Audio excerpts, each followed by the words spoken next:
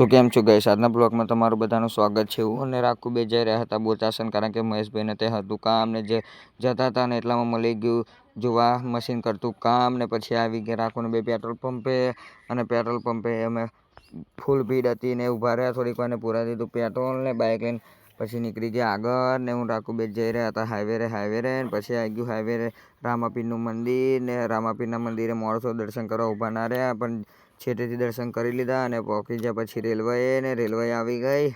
અને રેલવે રહીને હું ને રાખુ જતા રહ્યા ને પછી આપણે પાછું જોઈ લીધું આપણું મોડું કમ્પ્લીટ છે ને અને ઊભા રહ્યા તો રાખુને બે ખાવા મસાલો અને ખાઈ લીધો મસાલો ને પછી પહોંચી ગયા મહેશભાઈના ત્યાં। મહેશભાઈના ત્યાં